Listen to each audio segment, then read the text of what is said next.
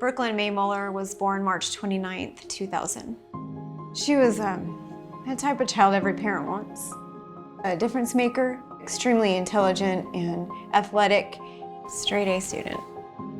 She was a special kid. It seemed like every day she was doing something that made me proud of her. It was June 4th, 2013. They got out of school like right around noon, 11:30, and then they walked over to her friend's house. The reason she was at her friend's house that day is because it was a half day of school and I couldn't get there to pick her up on time.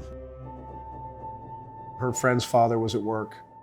The firearm was located in the kitchen cabinet that he left there loaded, not just loaded, but chambered also. Her friend was attempting to unload the chambered round, which came out, and I don't think she realized that when the slide came forward, it loaded another round.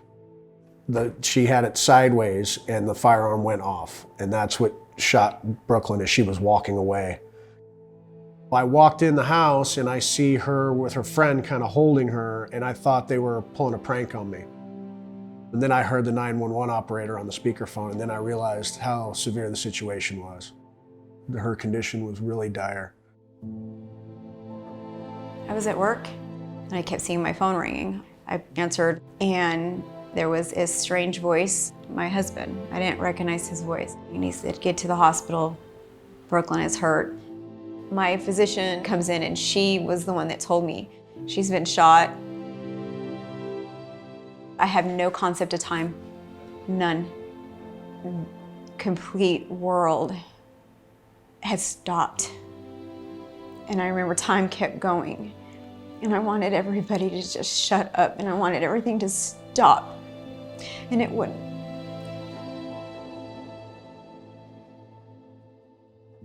The surgeon, he walked into the room and he leaned up against the wall and slid down the wall. He grabbed my hands and said he did everything he could.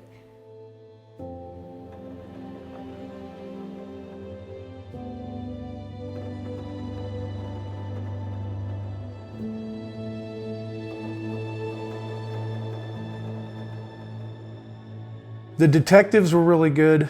They did what they were supposed to do, but they aren't responsible for filing charges. We had several meetings with the DA. There had to have been a knowledge of the gun owner knowingly and willingly placing the firearm in a child's possession, and the DA did not find that. There were charges to be imposed on the gun owner. We were told, sorry, it's just an accident. It's an accident. I was furious. And he said, well, then change the law for me, make it easier for me to make these decisions, and that's what he told me. And I said, okay. I knew something had to be done.